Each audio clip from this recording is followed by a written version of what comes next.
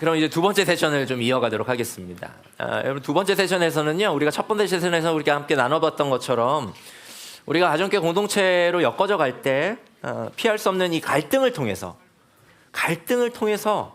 오히려 성숙한 사랑으로 다다르는 길, 오히려 진정한 그 화평에 다다르는 길, 그 다다르려면 어떻게 해야 되는지를 좀 함께 나누도록 하겠습니다. 여러분, 우리가 가끔 뉴스에서 이렇게 접하는 폭행 사건들 있잖아요. 그런 폭행 사건들하고 올림픽 등에서 여러 격투 경기, 이 차이가 뭘까요? 둘 다 싸우는 거잖아요. 그러니까 한쪽은 싸워서 상대방을 쓰러뜨리면 벌을 받거나 처벌을 받지만, 한쪽은 싸워서 상대방을 이기면 메달을 목에 걸어줍니다. 둘 다 싸우는 건데 한 싸움은 왜 벌을 주고 또 다른 싸움은 왜 상을 줄까요? 그 차이는 룰을 따라 싸우는가 그렇지 않은가 있죠.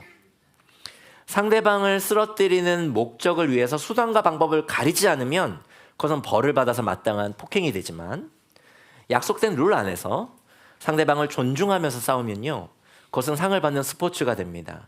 그리고요, 심지어요, 때로 감동의 드라마가 되기도 해요. 마찬가지입니다. 가정교회 내 갈등 속에서 싸우는 우리의 싸움이 잘못하면요, 서로에게 큰 상처만 남기는 폭행이 되지만, 서로를 존중하면서 성경이 우리에게 가르치는 이 싸움의 룰을 지키면서 우리가 싸울 수만 있다면 우리는 싸움을 통해서 오히려요, 큰 상과 선물을 받게 됩니다. 예수님을 닮은 성품뿐만 아니라 때로는 싸운 상대를 평생의 소중한 인생의 동반자, 동역자, 정말 가족으로 얻어요. 그렇기 때문에 우리의 관계에서 마주한 이 여러 갈등 속에서 싸우지 않는 것이 우리의 목적이 되어서는 안 되고요, 그보다 훨씬 중요한 것은 이것입니다. 잘 싸우는 거예요. 근데 많은 경우 우리는요, 우리 아이들한테도 그러죠. 싸우면 안 돼, 싸움은 나쁜 거야, 이렇게 아이들한테 가르칩니다. 싸움은 무조건 나쁜 것이라 생각해요. 그래서 우리도 갈등 속에서는 싸우려 하지 않습니다. 잘 싸우려 하지 않아요. 왜냐하면 잘 싸우는 것을 본 적이 없기 때문에 그렇습니다. 경험한 적이 없어요. 싸움하면 떠오르는 이미지가 뭐예요? 언성을 높이고 서로에게 깊이 상처가 되는 폭언을 퍼붓고, 그리고 서로 폭력을 주고받는 것 같은 이런 부정적인 이미지만이 우리 가운데 떠오르기 때문에, 그래서 우리가 경험한 상처, 우리가 경험한 이 싸움은 대부분 서로에게 깊은 상처만 남기는 폭력적 싸움이었기 때문에 우리는 싸움은 나쁜 거야, 싸움은 안 돼, 이렇게 생각합니다. 그렇기 때문에 우리 대부분은 갈등이 오면요, 대면하여서 잘 싸우기보다는 참지 못하는 분노를 폭언과 함께 상대방에게 폭력적 방법으로 쏟아붓고는 관계를 아예 끊어버리거나, 관계를 끊을 수 없는 그런 불가피한 상황이면 어떻게 합니까? 가능한 모든 감정과 하고 싶은 말을 애써 억누르며 견디죠. 그러다가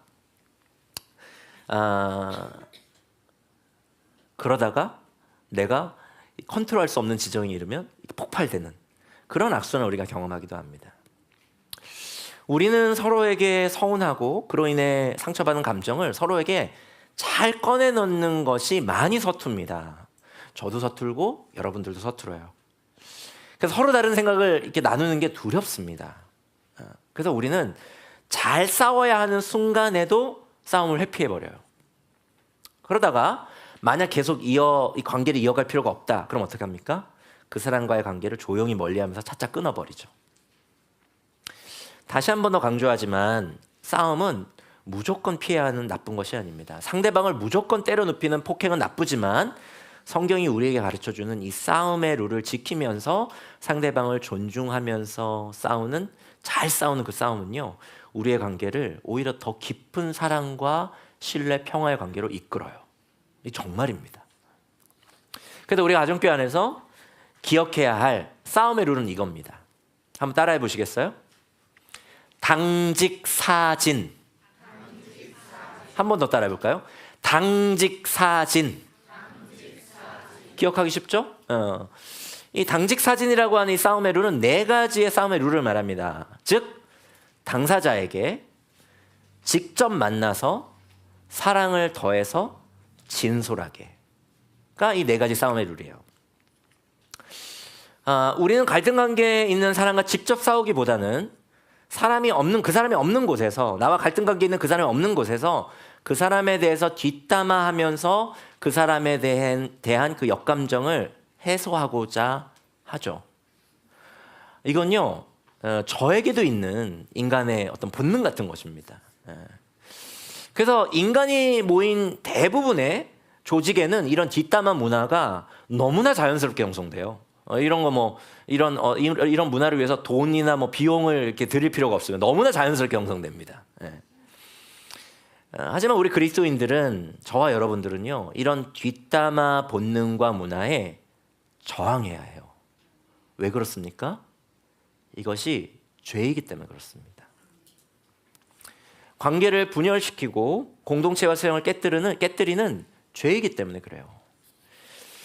누군가를 이렇게 뒷담화하는 것이 이렇게 습관이 되고 반복이 되면요, 이것이 습관이 됩니다. 그리고 이 습관은 우리의 인격이 되게 되고요, 이것이 인격적으로 우리 가운데 우리도 알지 못하는 사이에 형성되잖아요. 그럼 우리의 삶에는 평화와 화평의 열매가 아닌 분열의 열매가 지속적으로 맺힐 수밖에 없어요. 그래서 우리 나들목 도행교회는 우리 교회 가족이 되고자 하는, 하늘 가족이 되고자 하시는 분들이 밟는 하늘 가족 디딤돌의 이 마지막 시간에 하늘 가족 서약을 통해서 이런 서약을 하죠. 다른 사람을 험담하거나 말을 옮기지 않겠습니다라고 서약하게 합니다. 왜냐하면 이것이 교회로 살아가겠다라고 하는 우리에게는 너무나 중요한 것임을 우리 알기 때문에 그래요. 이게 우리의 본능과 같은 어떤 누군가를 뒷담화하고 말을 옮기는 것이 우리에게는 본능과 같은 죄성이긴 하지만 이것을 저항하지 않으면 우리가 교회 공동체를 건강하게 세워갈 수 없다는 것을 알기 때문에 그래요. 교회를 끊임없이 파괴하고 분열케 하는 이 분열의 영이 이런 우리들의 뒷담화를 통해 교회에 틈타게 되고 교회를 분열시킨다는 것을 우리는 너무나 잘 알기 때문에 우리는 이것을 저항하기 위해서, 그러고자 하는 우리의 욕망과 본성이 있음에도 불구하고 이걸 저항하기 위해서 하늘 가족 디딤돌에 이것을 구체적으로 서약하는 것입니다. 이렇게 누군가를 뒷담화하는 것 외에도 우리는 많은 경우 갈등이 생기면요, 대면하여 만나기 부담스럽기 때문에 카톡이나 문자로 자신의 불만을 쏟아내 버리고는 카톡방을 나가버리는 경우도 적지 않게 있습니다.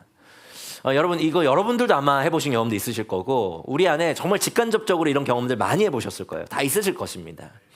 아멘. 근데 하지만 우리의 싸움이요, 상대방과 우리 자신에게 깊은 상처를 남기는 이런 폭행이 되지 않고 갈등을 해결하는 방식의 선한 싸움이 되려면 우리는 갈등 관계에 있는 사람 뒤에서 험담하거나 혹은 카톡이나 문자로 싸우지 않고 당사자를 직접 만나 문제를 해결하려고 애써야 됩니다. 실제로 이걸 성경이 가르쳐요. 우리 잠언 25장 9절 다 같이 한번 읽어볼까요? 우리 가슴에 새기면서 다 함께 한번 읽어보겠습니다. 읽겠습니다. 시작. 이웃과 다툴 일이 있으면 그와 직접 변론만 하고 그의 비밀을 버뜨리지 말아라. 여러분, 부정적 피드백일수록 대면에서 해야 가장 오해를 줄일 수 있어요. 여러분, 칭찬은 글로 하십시오. 여러분 뭐 가정교회 식구들, 목자님에게, 가족들에게 또는 자녀들에게 칭찬할 게 있잖아요. 그럼 말보다 글로 하세요. 말로도 하시고 글로도 하십시오. 그러나 불만을 전하거나 싸움을 할 때는 글로 하지 마세요. 왜 그렇습니까? 글은 상상력을 자극하기 때문에 우리의 감정과 생각을 증폭시키는 힘이 있거든요. 그렇기 때문에 우리는 불만이나 부정적 감정이나 생각을 글이 아니라 가능한 얼굴을 맞대어서 우리 안에 있는 부정적 감정과 서로 다른 생각과 의견을 잘 전해야 합니다. 기억하세요. 갈등이 생기면 당사자에게 직접 전하십시오. 그리고 이번에는 로마서 12장 9절 상반절을 같이 한번 읽어볼까요? 같이 읽겠습니다. 시작. 사랑에는 거짓이 없어야 합니다. 여기서 거짓이 없다라고 번역된 이 헬라어 단어는 위선이 없다, 이런 뜻입니다. 위선이라고 하는 단어는 가면이라고 하는 단어이기도 해요. 위선이 없다라고 하는 건 가면을 쓰지 않는다, 이런 단어인데, 즉 우리는 상대방에게 우리의 감정과 생각을 어떻게 나눠야 되냐면 진솔하게 나눌 수 있어야 한다는 거예요. 심지어 갈등 상황에서도요. 좀 오래된 영화이긴 한데 예전에 제가 브레이크업이라고 하는 영화를 본 적이 있었습니다. 아시는 분도 계시겠지만 제니퍼 애니스톤이 주연한 2006년 영화예요. 벌써 한 20년이 다 돼가는 오래된 영화인데 뭐 강추합니다. 한번 보시면 재밌어요. 근데 이 영화 중에 제가 정말 인상적인 대화가 있었는데 이 남자 주인공과 여자 주인공이 동거하는 서로 사랑하는 관계였는데 이 계속 이 두 주인공이 계속 부딪혀요. 갈등 관계가 계속됩니다. 그러다 갈등이 완전 최고조에 달하는데 그때 갈등 관계가 최고조에 달해서 격하게 싸우는 과정 가운데 여자 주인공이 자신이 그 남자 주인공 상대방에게 가졌던 마음을 처음으로 진솔하게 그리고 직설적으로 표현합니다. 근데 그때 남자 주인공이 어이없다는 표정으로 이렇게 말해요. 아니 그럼 그 말을 왜 이제 해? 이렇게 얘기합니다. 그때 그 여자 주인공이 더 어이없다는 표정으로 뭐라고 얘기한지 아세요? 계속 했었어. 말했다고. 이렇게 얘기합니다. 여러분들 이런 경험 있으실지 모르겠어요. 우리들 대부분은요, 우리의 감정을 말로 잘 표현하지 못합니다. 대신 비언어적 방식으로 우리의 감정을 표현해요. 그리고 상대방이 스스로 알아채기를 기대합니다. 이걸 꼭 말로 해야 되나? 내가 이 정도 표현했으면 이제 알아챘겠지? 바보가 아닌 이상 알아들었겠지? 이렇게 생각하면서 말로 하지 않아요. 근데 반대로 해야 됩니다. 말로 표현하진 않고 여러 뭐 짜증이나 분노나 여러 이렇게 애둘러 이렇게 표현하는 것 그렇게 표현하지 말고 우리가 전해야 될 것 갈등 관계에서 너의 어떠함이 나에게 이렇게 느껴져라는 것을 말로 분명히 전해야 합니다. 많은 사람들은 자신의 부정적인 감정을 아예 숨기거나 아니면 공격적으로 드러내기 때문에 관계에서 여러 갈등을 증폭시키고 관계에 여러 어려움을 겪어요. 근데 우리는 공격적이지 않은 방식으로 우리의 부정적인 감정들, 우리의 불만족을 상대방에게 잘 전달하는 것, 그걸 계속 연습하고 배워야 됩니다. 그렇기 때문에 우리가 끊임없이 연습해야 되는 거는 그것이 나에게 이런 마음과 생각을 갖게 합니다. 나에게는 그것이 이렇게 저렇게 느껴지고 생각되었어요 라고 말하는 것, 이것이 계속 연습될 필요가 있습니다. 그리고 상대방이 용기를 내서 이렇게 말을 걸어올 때는 변명으로 일관하거나 상대방에게 너는 어땠는지 알아? 이렇게 보복하듯이 공격하지 않고 그랬구나, 너에게 그렇게 느껴졌구나, 내 의도는 그런 게 아니었는데 그래도 너가 힘들었겠다, 미안해, 근데 사실 나의 의도는 이런 것이었어, 몰랐어, 이렇게 반응하는 것이 필요합니다. 이렇게 진솔하게 서로 대화를 나누며 갈등을 해결하는 것, 이것이 우리에게는 아주 중요한 싸움의 룰이에요. 어렵고 처음에 서툴겠지만 연습하지 않으면 이게 개발될 수 없습니다. 마지막으로 로마서 12장 10절 한번 같이 읽어볼까요? 같이 읽겠습니다. 시작. 형제의 사랑으로 서로 다정하게 대하며 존경하기를 서로 먼저 하십시오. 존경과 존중은 윗사람에게만 하는 게 아니에요. 그것은 아랫사람에게도 그리고 동료와 친구들에게도 하는 것입니다. 때문에 로마서 12장의 말씀은 우리에게 형제의 사랑으로 존경하기를 서로 먼저 하라 이렇게 명령합니다. 왜냐하면 나와 갈등 관계에 있는 상대방 역시요, 나와 마찬가지로 하나님의 자녀이기 때문에 그래요. 그녀는 그리스도의 생명값의 가치를 가진 존엄한 존재입니다. 그렇게 때로 화가 난다 할지라도 짜증이 나는 순간에도 사랑을 우리의 수준에 우리가 할 수 있는 한 사랑을 더해야 됩니다. 우리가 받고 배운 그 사랑으로 서로를 향한 존경과 존중의 마음과 자세로 상대방을 대해주는 것이 필요해요. 그러니까 갈등이 생기면 상대방을 억눌려 기어이 이기려고 하는 사람 곁에는 나의 옳음을 어떻게든 증명해서 상대방을 기어이 굴복시키려고 하는 사람들 곁에는 시간이 지날수록 누구도 남지 않습니다. 하지만 나와 다른 생각을 갖고 있고 때로 나와 갈등을 겪는다 할지라도 그가 나를 존중하다고 느끼면요, 우리는 기꺼이 그와 함께 할 수 있습니다. 그건 상대방도 마찬가지예요. 물론 우리가 삶을 살아가다 보면 도저히 존중할 수 존경할 수 없는 빌런을 우리의 인생에서 마주하기도 하죠. 정말 이렇게 이기적이고 악한 사람이 또 있을까 하는 사람을 우린 직장에서, 학교에서, 심지어 교회와 가정에서도 만나서 고통을 겪기도 합니다. 좀 극단적 예이긴 하지만 남편에게 상습적으로 구타당하는 아내가 있다고 한다면 그 아내에게 남편을 계속 존중하고 존경하십시오라고 해서는 안 됩니다.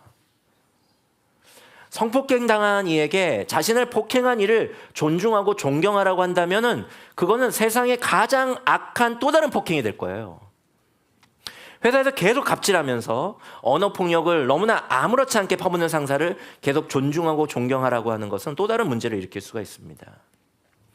우리 안에 하나님의 형상을 심각하게 훼손하는 관계는 때로 단절될 필요가 있어요. 그렇게 함으로써 우리 자신을 보호해야 할 필요가 있습니다. 누구든 인간의 존엄을 훼손하는 사람은요, 하나님의 엄한 심판을 받게 될 겁니다.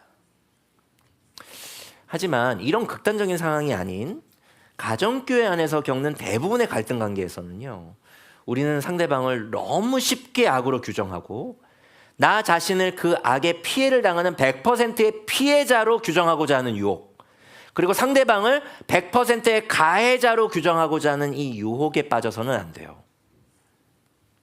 그렇기 때문에 로마서 12장 10절에서는 형제의 사랑으로 존경하기를 서로 하라고 우리에게 권면하는 것입니다.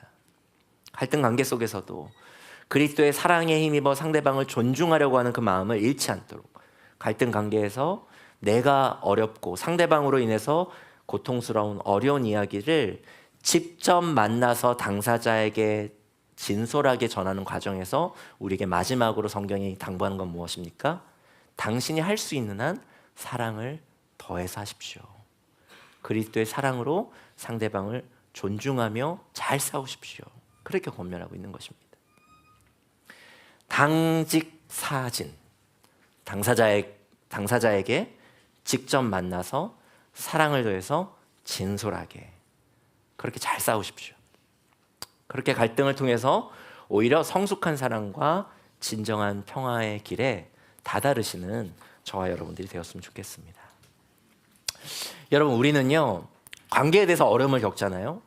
그러면 관계를 맺는 나의 능력 때문이 아니라 이 어려움은 관계를 맺는 상대방, 즉 우리의 관계의 그 대상 때문이라고 우리는 반사적으로 생각해요. 아니에요. 우리의 생각보다 훨씬 많은 경우요, 관계의 어려움은 상대방 때문이 아니라 우리의 관계 맺음의 미숙함 때문입니다.